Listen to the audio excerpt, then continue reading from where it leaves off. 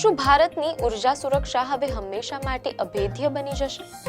વડાપ્રધાન મોદીની યુએઈ મુલાકાત દરમિયાન કયા ઐતિહાસિક કરારો થયા જે મિડલ ઈસ્ટના તણાવ વચ્ચે દેશને મોટી રાહત આપી શકે છે?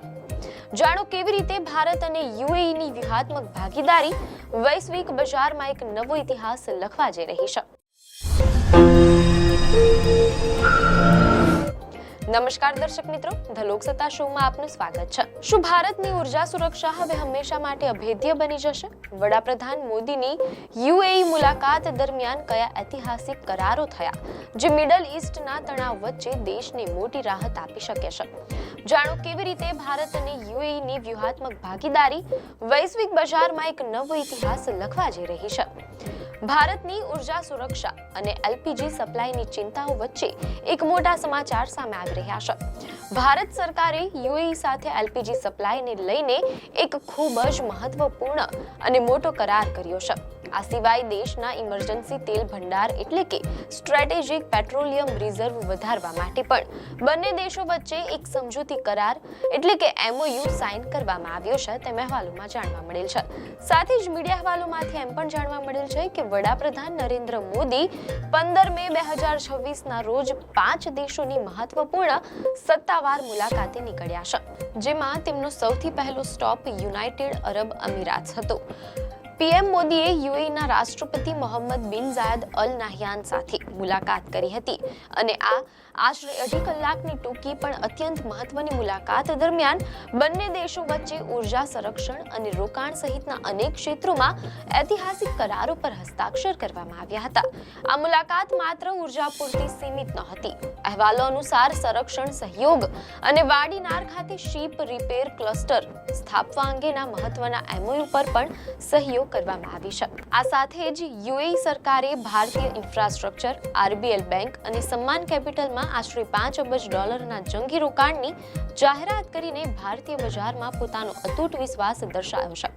વિદેશ મંત્રાલય દ્વારા પ્રાપ્ત થતી માહિતી મુજબ બંને વૈશ્વિક નેતાઓએ ઉર્જા સુરક્ષા, વેપાર, રોકાણ અને ખાસ કરીને પશ્ચિમ એશિયા એટલે કે મિડલ ઈસ્ટની વર્તમાન તણાવપૂર્ણ પરિસ્થિતિ પર ગંભીર ચર્ચા કરી હતી. આ હાઈ લેવલ મીટિંગ બાદ પીએમ મોદીએ સ્પષ્ટ શબ્દોમાં જણાવ્યું હતું કે ભારત ઈચ્છે છે કે સ્ટ્રેટ ઓફ હોર્મુઝ હંમેશા ખુલ્લો અને સુરક્ષિત રહે. પશ્ચિમ એશિયામાં ચાલી રહેલા યુદ્ધની નકારાત્મક અસરો આખી દુનિયા પર દેખાઈ રહી છે અને ભારતે હંમેશાથી વાતચીત અને કૂટનીતિના માધ્યમથી જ કોઈ પણ વિવાદના ઉકેલની હિમાયત કરી છે. પીએમ મોદીએ યુએઈ પર થયેલા ઈરાનના હુમલાની સખત શબ્દોમાં નિંદા કરી હતી અને કહ્યું હતું કે યુએઈને આ પ્રકારે નિશાન બનાવવું બિલકુલ સ્વીકાર્ય નથી. આ વ્યૂહાત્મક મુલાકાત દરમિયાન બંને નેતાઓ વચ્ચે પેટ્રોલિયમ રિઝર્વ વધારવા અંગે જે કરાર થયો છે તે ભારત માટે ખૂબ જ મહત્વનું છે. નોંધનીય છે કે યુએઈ દુનિયાનો પહેલો એવો દેશ હતો જેણે ભારતના સ્ટ્રેટેજિક પેટ્રોલિયમ રિઝર્વ એટલે કે દેશના ઇમરજન્સી તેલ ભંડાર પ્રોજેક્ટમાં સીધી ભાગીદારી કરી હતી. મીડિયાના અહેવાલોમાંથી જાણવા મળેલ છે કે વર્ષ 2018માં ભારતની આઈએસપીઆરએલ અને યુએઈની પ્રખ્યાત એડનોક કંપની વચ્ચે એક કરાર થયો હતો. આ કરાર હેઠળ યુએઈએ ભારતના મંગલુરુમાં સ્થિત અંડરગ્રાઉન્ડ સ્ટોરેજમાં આશરે 50 લાખ બેરલથી વધુ કાચું તેલ જમા કરાવ્યું હતું. આઈએસપીઆરએલ એ ભારત સરકારની એક વિશેષ અને સંવેદનશીલ કંપની છે જે દેશમાં યુદ્ધ કે અન્ય કોઈ કટોકટીના સમય વાપરી શકાય તે માટે કાચા તેલનો ભંડાર સંભાળે છે. હાલના સમયમાં ભારત પાસે આવા 3 મોટા અંડરગ્રાઉન્ડ સ્ટોરેજ છે જેમાં આશરે 53 લાખ મેટ્રિક ટન કાચું તેલ સુરક્ષિત રાખવામાં આવ્યું છે, જેથી વૈશ્વિક સ્તરે સપ્લાય રોકાઈ જાય તો પણ દેશની અર્થવ્યવસ્થાને કોઈ આંચકો ન લાગે. યુએઈ એ ભારત માટે એલપીજીનો પણ સૌથી મોટો સપ્લાયર છે.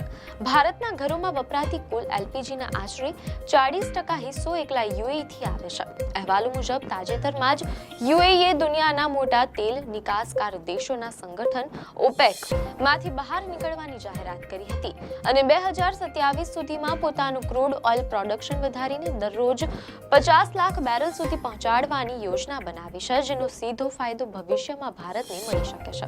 હવે સવાલ એ થાય છે કે જે આરબ દેશો એક સમય પાકિસ્તાનના કટ્ટર સમર્થક ગણાતા હતા તેમાંનો એક શક્તિશાળી દેશ યુએઈ આખરે ભારતનો આટલો નજીકનો વ્યૂહાત્મક મિત્ર કેવી રીતે બની ગયો? નવી દિલ્હી અને અબુધાબી વચ્ચે સંબંધોમાં આવેલો આ બદલાવ આજના આધુનિક યુગની સૌથી રસપ્રદ જીઓપોલિટિકલ સ્ટોરી માનવામાં આવે છે, જે સંબંધો અગાઉ માત્ર તેલ ખરીદવા, વેચવા અને મજૂરો મોકલવા પૂરતા મર્યાદિત હતા, તે આજે એક ગાઢ અને વ્યૂહાત્મક ભાગીદારીમાં ફેરવાઈ ચૂક્યા છે. જો આપણે ઇતિહાસ પર નજર કરીએ તો આધુનિક યુએઈ અસ્તિત્વમાં આવ્યું તે પહેલાથી જ ભારત સાથે તેના મજબૂત વેપારી સંબંધો હતા. મીડિયા અહેવાલોમાંથી જાણવા મળેલ છે કે આધુનિક યુએઈ જે વિસ્તારમાં છે, સદીઓ પહેલા આ વિસ્તાર ક્રુશિયલ સ્ટેટ્સ તરીકે ઓળખાતો હતો, જ્યાં ગુજરાત, માલાબાર અને સિંધના વેપારીઓ કાપડ, મસાલા અને અનાજના બદલામાં મોતી અને ખજૂરનો વેપાર કરતા હતા. આ જોડાણ એટલું ગાઢ હતું કે વર્ષો સુધી ખાડીના આ વિસ્તારોમાં સત્તાવાર ચલણ તરીકે ભારતીય રૂપિયો જ ચાલતો હતો. જો કે 1967માં ભારતીય રૂપિયાનું અવમૂલ્યન કરતા યુએઈએ પોતાની અલગ ચલણ વ્યવસ્થા શરૂ કરી. ત્યારબાદ 1971માં યુએઈએ એક સ્વતંત્ર દેશ બન્યો, ત્યારે ભારતે તેને તુરંત માન્યતા આપી અને 1973માં રાજદ્વારી સંબંધો શરૂ થયા તેમ અહેવાલમાં જાણવા મળેલ છે. 1960ના દાયકામાં યુએઈમાં તેલના વિશાળ ભંડાર મળ્યા બાદ બંને દેશોના આર્થિક સંબંધોનો આખો પાયો બદલાઈ ગયો. યુએઈમાં ગગનચુંબી ઇમારતો અને આધુનિક શહેરો બનાવવા માટે લાખો ભારતીય મજૂરો અને કારીગરો ત્યાં પહોંચ્યા. ત્યારબાદ યુએઈ ભારત માટે કાચા તેલનો સૌથી વિશ્વસનીય સપ્લાયર બન્યો.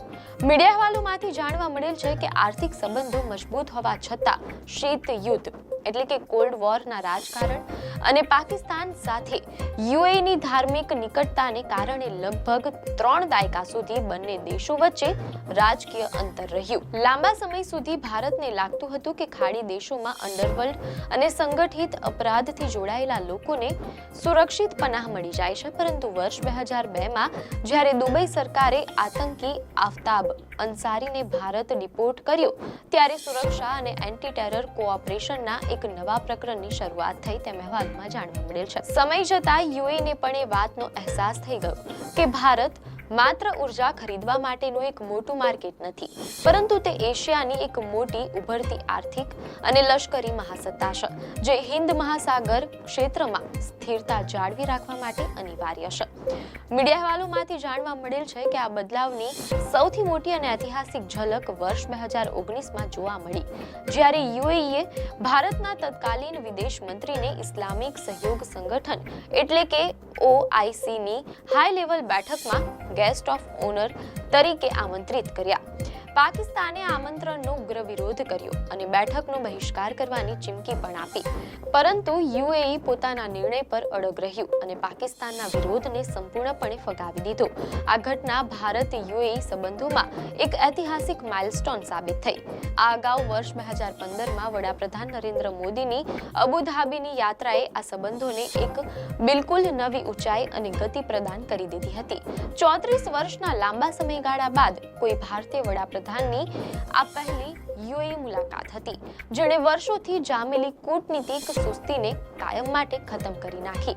આજે આ સંબંધો માત્ર તેલ અને કારીગરો પૂરતા સીમિત નથી રહ્યા, પરંતુ બંને દેશો હવે high tech investment, defence production, advance technology, digital payment system, food security અને ગ્રીન એનર્જી જેવા અનેક આધુનિક ક્ષેત્રોમાં ખભે ખભો મિલાવીને ગ્લોબલ પાર્ટનર તરીકે આગળ વધી રહ્યા છે. આપને માહિતી સારી લાગી હોય તો વિડીયોને લાઈક અને શેર કરજો, ચેનલને સબસ્ક્રાઇબ કરજો.